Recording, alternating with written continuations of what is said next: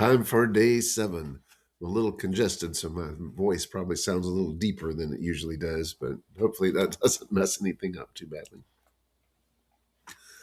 I was hardly awake when Johnny and I leaped off the train into a meadow. Not until I landed in the dew and got a wet shock did I realize what I was doing. Johnny must have woke me up and told me to jump, but I didn't remember it. We lay in the tall weeds and damp grass, breathing heavily. The dawn was coming.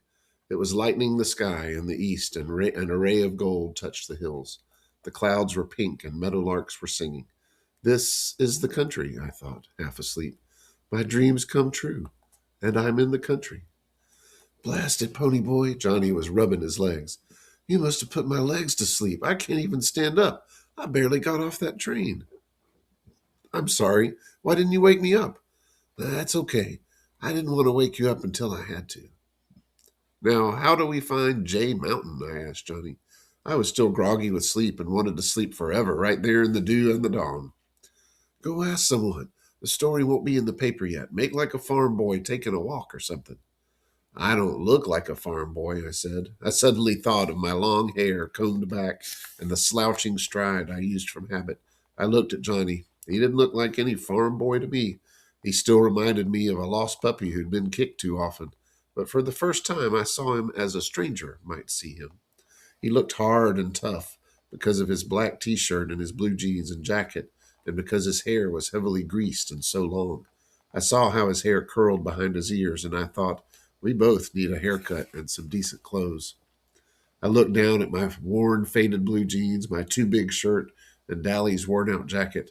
They'll know we're hoods the minute they see us, I thought. I'll have to stay here, Johnny said, rubbing his legs. You go down the road and ask the first person you see where Jay Mountain is. He winced at the pain in his legs. Then come back, and for Pete's sake, run a comb through your hair and quit slouching down like a thug. So Johnny had noticed it too. I pulled a comb from my back pocket and combed my hair carefully. I guess I look okay now, huh, Johnny? He was studying me. You know, you look an awful lot like Soda Pop. The way you've got your hair and everything. I mean, except your eyes are green. They ain't green, they're gray, I said, reddening. And I look about as much like Soda as you do. I got to my feet. He's good looking. Shoot, Johnny said with a grin. You are too. I climbed over the barbed wire fence without saying anything else. I could hear Johnny laughing at me, but I didn't care. I went strolling down the red dirt road, hoping my natural color would come back before I met anyone. I wonder what Derry and Soda Pop are doing now, I thought, yawning. Soda had the whole bed to himself for once. I bet Derry's sorry he ever hit me. He'll really get worried when he finds out Johnny and I killed that Soch. Then, for a moment, I pictured Soda Pop's face when he heard about it. I wish I was home, I thought absently. I wish I was home and still in bed. Maybe I am. Maybe I'm just dreaming. It was only last night that Dally and I had sat down behind those girls at the nightly double. Glory, I thought with a bewildering feeling of being rushed. Things are happening too quick, too fast.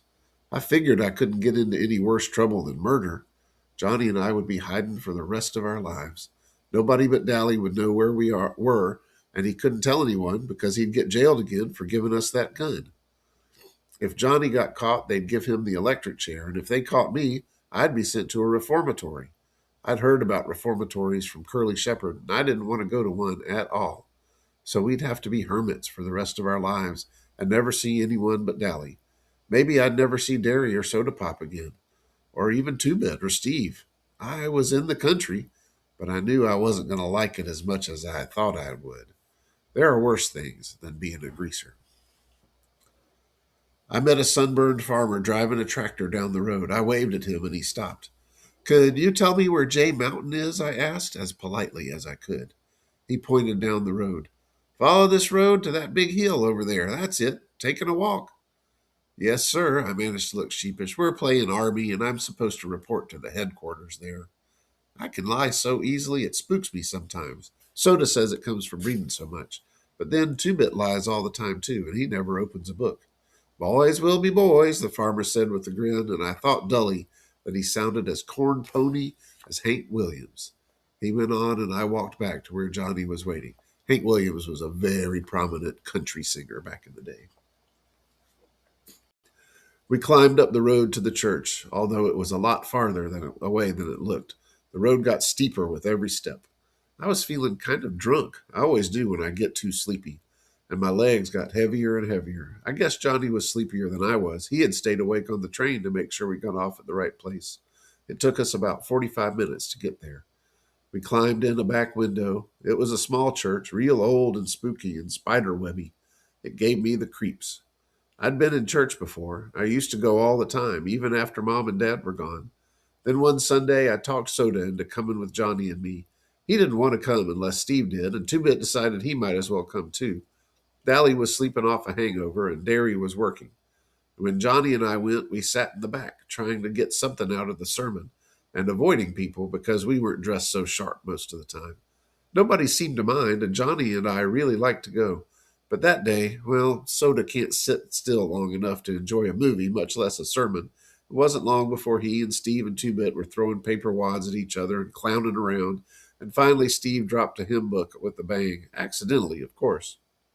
Everyone in the place turned around to look at us, and Johnny and I nearly crawled under the pews, and then Two Bit waved at them. I hadn't been to church since. But this church gave me a kind of creepy feeling. What do you call it? A premonition? I flopped down on the floor and immediately decided not to do any more flopping. That floor was stone and hard. Johnny stretched out beside me, resting his head on his arm. I started to say something to him, but I went to sleep before I could get the words out of my mouth. But Johnny didn't notice. He was asleep too. Chapter 5.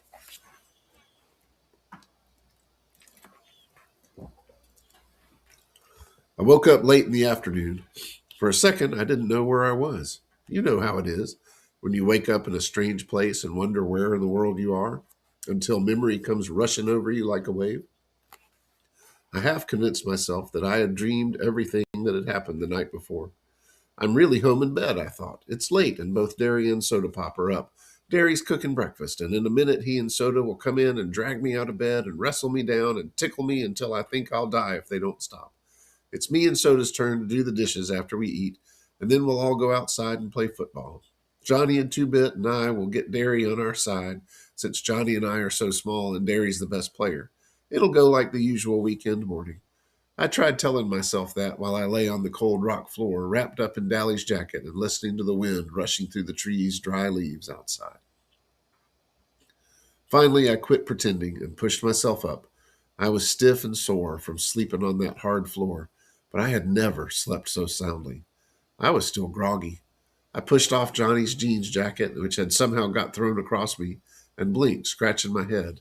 It was awful quiet, with just the sound of rushing wind in the trees, and suddenly I realized that Johnny wasn't there. "Johnny!" I called loudly, and that old wooden church echoed me. "Honey, honey, honey." I looked around wildly, almost panic-stricken, but then caught sight of some crooked letters written in the dust on the floor. "Went to get supplies. Be back soon. J.C." I sighed and went to the pump to get a drink. The water from it was like liquid ice, and it tasted funny, but it was water. I splashed some on my face, and that woke me up pretty quick. I wiped my face off on Johnny's jacket and sat down on the back steps. The hill the church was on dropped off suddenly about 20 feet from the back door, and you could see for miles and miles. It was like sitting on top of the world. When you haven't got anything to do, you remember things in spite of yourself. I could remember every detail of the whole night, but it had the unreal quality of a dream. It seemed much longer than 24 hours since Johnny and I had met Dally at the corner of Pickett and Sutton. Maybe it was. Maybe Johnny had gone a whole week and I had just slept. Maybe he had already been worked over by the fuzz and was waiting to get the electric chair since he wouldn't tell where I was. Maybe Dally had been killed in a car wreck or something, and no one would ever know where I was, and I'd just die up here alone and turn into a skeleton. My overactive imagination was running away with me again. Sweat ran down my face and back, and I was trembling. My head swam, and I leaned back and closed my eyes. I guess it was partly delayed shock. Finally, my stomach calmed down, and I relaxed a little, hoping that Johnny would remember cigarettes. I was scared, sitting there by myself. I heard someone coming up through the dead leaves toward the back of the church, and I ducked inside the door. Then I heard a whistle, long and low, ending in a sudden high note. I knew that whistle well enough. It was used by us and the Shepherd gang for "Who's there?" I returned it carefully, then darted out the door so fast that I fell off the steps and sprawled flat under Johnny's nose. I propped myself up on my elbows and grinned up at him. "Hey, Johnny, fancy meeting you here." He looked down at me over a big package. "I swear, Pony Boy, you're getting to act more like Two-Bit every day." I tried unsuccessfully to cock an eyebrow. "Who's acting?" I rolled over and sprang up, happy that someone was there. "What'd you get?" "Come on inside. Dally told us to stay inside." We went in. Johnny dusted off a table and his jacket and with his jacket and started taking things out of the sack and lining them up neatly. "A week's supply of bologna, two loaves of bread, a box of matches," Johnny went on. I got tired of watching him do it all, so I started digging into the sack myself. Whee! I sat down on a dusty chair and stared. "A paperback copy of Gone with the Wind. How'd you know I always wanted one?" Johnny reddened. "I remembered you saying something about it once. About me and you went to see that movie. Remember? I thought you could maybe read it out loud and help kill time or something." "Gee, thanks." I put the book down reluctantly. I wanted to start it right then. "Peroxide? A deck of cards?" Suddenly I realized something. "Johnny, you ain't thinking of..." Johnny sat down and pulled out his knife. "We're going to cut our hair, and you're going to bleach yours." He looked at the ground carefully. "They'll have our descriptions in the paper. We can't fit them." "Oh, no." My hand flew to my hair. "No, Johnny, not my hair." It was my pride. It was long and silky, just like Soda's, only a little redder. Her hair was tough. We didn't have to use much grease on it. Our hair labeled us greasers, too. That was our trademark. The one thing we were proud of. Maybe we couldn't have Corvairs or Madras shirts, but we could have hair. We'd have to anyway if we got caught. You know, the first thing the judge does is make you get a haircut. "I don't see why," I said sourly. "Dally could just as easily mug somebody with short hair." "I don't know either. It's just a way of trying to break us. They can't really do anything to guys like Curly Shepherd or Tim. They've had about everything done to them. And they can't take anything away from them because they don't have anything in the first place. So they cut their hair." I looked at Johnny imploringly. Johnny sighed. "I'm going to cut mine too and wash the grease out. But I can't bleach it. I'm too dark-skinned to look okay blonde." "Oh, come on, Pony Boy," he pleaded. "It'll grow back." "Okay," I said wide-eyed. "Get it over with." Johnny flipped out the razor edge of his switch, took hold of my hair, and started sawing on it. I shuddered. "Not too short," I begged. "Johnny, please." Finally, it was over with. My hair looked funny, scattered all over the floor in tufts. "It's lighter than I thought it was," I said, examining it. "Can I see what I look like now?" "No," Johnny said slowly, staring at me. "We gotta bleach it first." After I'd sat in the sun for 15 minutes to dry the bleach, Johnny let me look at the old cracked mirror we found in a closet. I did a double take. My hair was even lighter than Soda Pop's. I'd never combed it to the side like that. It just didn't look like me. It made me look younger and scareder, too. Boy, howdy, I thought, this really makes me look tough. I looked like a blasted pansy. I was miserable. Johnny handed me the knife. He looked scared, too. "Cut the front and thin out the rest. I'll comb it back after I wash it." "Johnny," I said tiredly, "you can't wash your hair in that freezing water in this weather. You'll get a cold." He only shrugged. "Go ahead and cut it." I did the best I could. He went ahead and washed it anyway, using the bar of soap he'd bought.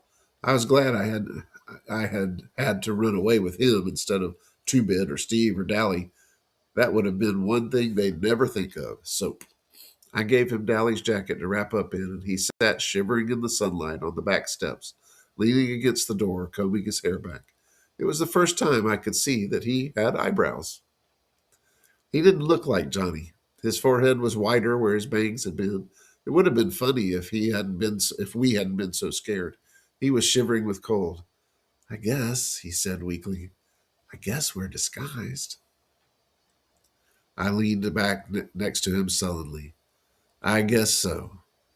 "Oh, shoot," Johnny said with fake cheerfulness. "It's just hair." We'll see how their hideout and transformation goes next time.